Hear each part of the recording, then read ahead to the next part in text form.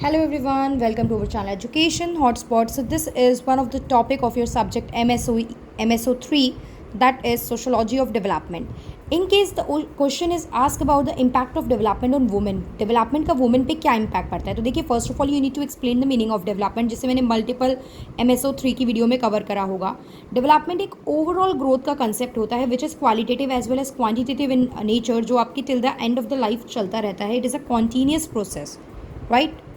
Development is a continuous process. तो अब यहाँ पे बात की गई अर्लियर, अगर हम फेजेस में देखेंगे तो डेवलपमेंट जो था वो it was not gender neutral. ये वुमेन को ज़्यादा मुश्किल से मिला, वुमेन को बहुत एफर्ट करने पड़े और बहुत लेट ये चीज़ मिली, बिकॉज आपकी सोसाइटी में different kinds of inequality exist करती थी. सोशल इनइक्वालिटीज़ में से one of the most important form is gender inequality. That's why development women तक लेट तक पहुंचा. लेकिन जैसे जैसे सोसाइटी की डेवलप हो रही है, पीपल आर एजुकेटिंग, अवेयरनेस आ रही है, ग्लोबलाइज्ड हो रहे हैं, इंटरकनेक्ट कर रहे हैं बाकी जगह से, तो वो प्रोसेस डेवलपमेंट होता है ना, तो उससे जो सोसाइटी में नेगेटिव है वो पता चल रहा है और वुमेन पे पॉजिटिव इम्पैक्ट देखने को मिल रहा है. तो development is not gender neutral. The crisis effect the women because they expressible already existing inequality and highlight the negative effect on women and women dependent economy.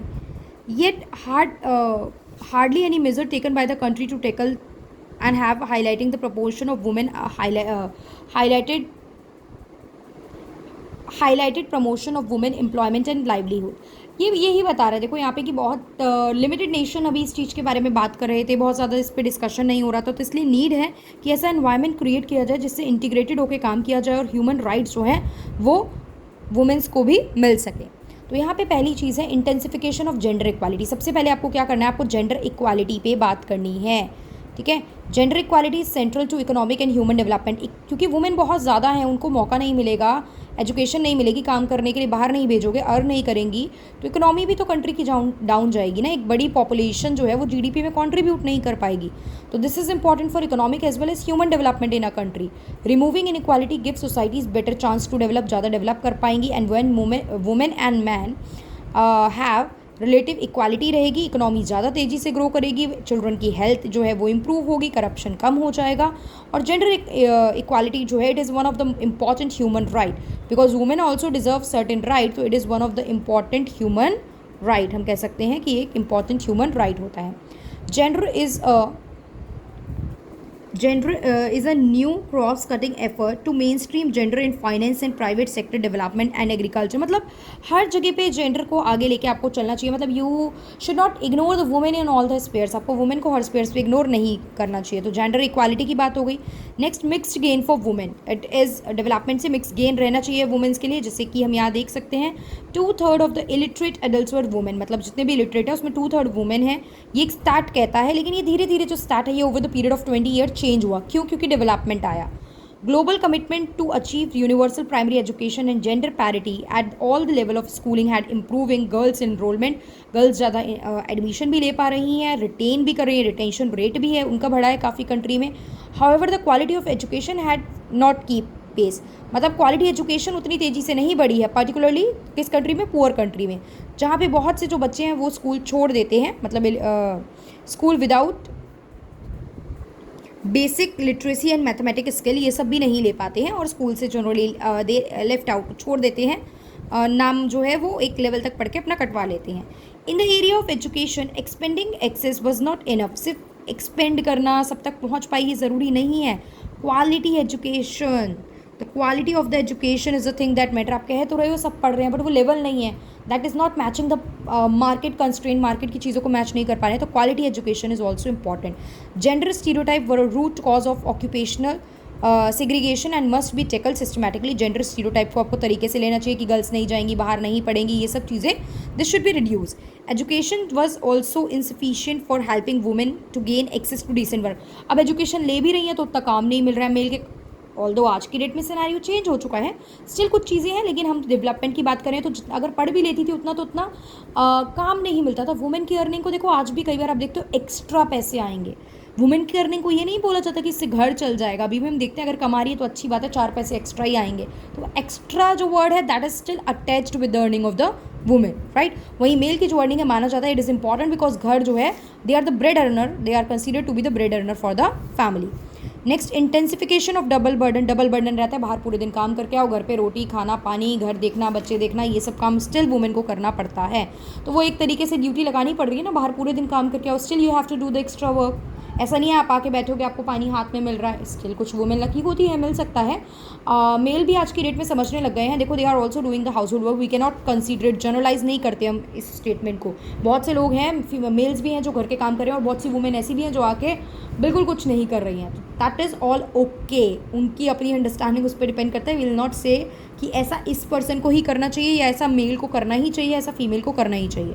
तो the double work burden of the women who go out to paid jobs in the work force and return home at night, जो रात में वापस आ रही हैं, पूरा starter round of household घर का काम देखना पड़ता है, इसी को सेकेंड शिफ्ट कहते हैं। ऑल्दो कुछ मैन भी हैं जो घर के कामों में हेल्प कर रहे हैं, ठीक है। एक स्टडी शो करती है अमेरिका की that 11% of homes do household, मतलब homes do husband and wife divide, मतलब अपने घर का काम क्या करते हैं हस्बैंड एंड वाइफ डिवाइड कर लेते हैं, इन अमेरिका की एक स्टडी ने बताया है। Clear. Reinforcing gender role stereotype, ये जो जेंडर रोल को लेकर स्टीरियोटाइप सेट है ना कि women will sit at home, they will take care of the family, ये चीज़ चेंज होनी चाहिए। Women can no longer be discriminated against in the workplace, that you एक वुमेन है यार ये कहाँ कर पाएंगे, ये इनके बस की कहाँ बात है, ये सब चीज़ें ये नहीं होना चाहिए कि वुमेन जो है वो इस तरीके का काम नहीं कर सकती। If a women is qualified for a job she is by law able to have it, qualify है तो भाई कानून कहता है कि उसे वो जॉब मिलनी चाहिए। आप नहीं कह सकते कि इस टाइम के काम वुमेन नहीं करेगी। आज की डेट में वुमेन प्लेन भी उड़ा रही हैं, पायलट भी बन रही हैं, एक टाइम पे किसी ने सोचा था कि women can do this also, right. However few women hold top position in large company. 1995 का एक सर्वे कहता है कि among Fortune 500 company only 90 had women as chief executive officer. About 65% of American believe that women are discriminated against. Women को discriminate किया जाता है, इतनी वेल ऑफ पोजीशन उन्हें नहीं दी जाती है। फिर eroding women role in traditional economy, tradition जो पुरानी इकोनॉमी थी, ट्रेडिशनली वुमेन को रिस्ट्रिक्ट किया जाता था कि घर पे ही रहो, इकोनॉमिक डेवलपमेंट में रोल प्ले मत करो, उनका बहुत मिनिमम रोल था इकोनॉमिक डेवलपमेंट में। लेकिन बाद में चीज़ें चेंज हुई, रिसर्च पॉलिसी हुई, तो वुमेन का भी इकोनॉमिक एक्टिविटी में पार्टिसिपेशन हमें देखने को मिला। फेमिनाइजेशन ऑफ हाउस होल्ड, घर के काम सिर्फ वुमेन करेगी, मदरली नेचर की होती है, केयरिंग नेचर की होती है, यही सब काम उन्हें करना है, this should not happen according to मतलब यहाँ पे ये लिखना ज़रूरी नहीं है, देखो आपको इतना नाम नहीं याद रहेगा मत लिखो। The mainstream acceptance of having house work and child care done by women from other countries is based on two mechanism. Naturalization मतलब ये माना जाता है कि it is often heard from employers that women from the periphery are naturally motherly and caring होती है, therefore the job they perform in the core countries is what they made for, जो वो कर रही हैं उसी के लिए वो बनी है। Naturalisation is a concept that is originated in marks की थ्योरी के अकॉर्डिंग है कि ये मटीरियल ऑब्जेक्ट से रिलेट करता है।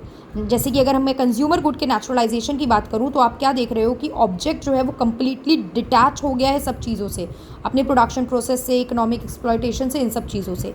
Differential access to education, access नहीं मिलता मैन वुमेन को इक्वली, ठीक है। एनरोलमेंट ऑफ वुमेन जो है वो एजुकेशन का इक्विटेबल है, लेकिन पार्टिसिपेशन जो है वो डिफर करता है, वो इक्विटेबल नहीं है। आगे जाके जेंडर स्टीरियोटाइपिंग इनइक्वालिटी की वजह से उन्हें डेवलपमेंट के उतने बेटर ऑप्शन नहीं मिल पाते हैं, they will not get proper access to education, और मिल भी गया तो वो जॉब में प्रॉब्लम होती है, ठीक है। ये चीज़ आप इस तरीके से एक्सप्लेन कर सकते हो पूरा। Environment degradation and increasing hardship for women, ये वुमेन के लिए चीज़ें प्रॉब्लमेटिक रहती हैं। Over the year women have continue to speak out for policies and practices that do not threaten the health and wellbeing of future generation. मतलब women focus करती है sustainable development के लिए, this we should do this thing so that कि आगे आने वाले children और सबको प्रॉब्लम ना हो हमारे। They continue to fight for improve living standard and protection of the environment, living standard improve रहना चाहिए।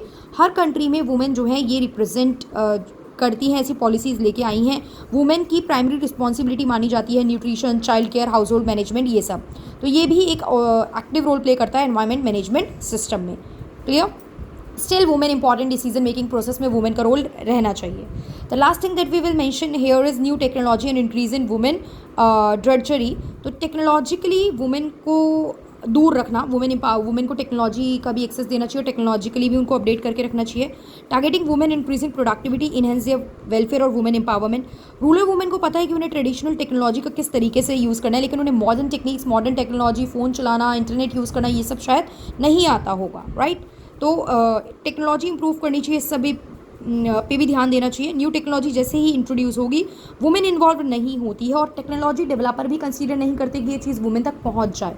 तो दे शुड ऑल्सो, जो टेक्निक बनाई जाती है, टेक्नोलॉजी बनाई जाती है, वो भी वुमेन को सेंट्रिक रख के बनाई जानी चाहिए, सो दैट द डेवलपमेंट, और बनाई जा रही है, दैट्स वाई इनका डेवलपमेंट जो है आज की डेट में हो रहा है, because now women are also using the technology, they are also connected with the technology. So this is the question, if it is ask की इम्पैक्ट क्या पड़ता है डेवलपमेंट का वुमेन पे। तो आई होप क्लियर हो गया होगा। पहले डेवलपमेंट का बेसिक इंट्रोडक्शन बताना, देन स्टार्ट राइटिंग कि वुमेन का रोल डिटायरेट है, इतना नहीं राइट एक्सेस मिलता है, स्टिल डेवलपमेंट की वजह से, मॉडर्नाइजेशन, अर्बनाइजेशन की वजह से क्या रोल प्ले कर, मतलब क्या इसका इम्पैक्ट पड़ा है, you will have to mention all these thing. Okay, so I hope this will help, and if you find the video any beneficial, then do like and comment करके बताएंगे, and if you have any doubt then you can also ask them that. That's all for this video. Thank you for watching.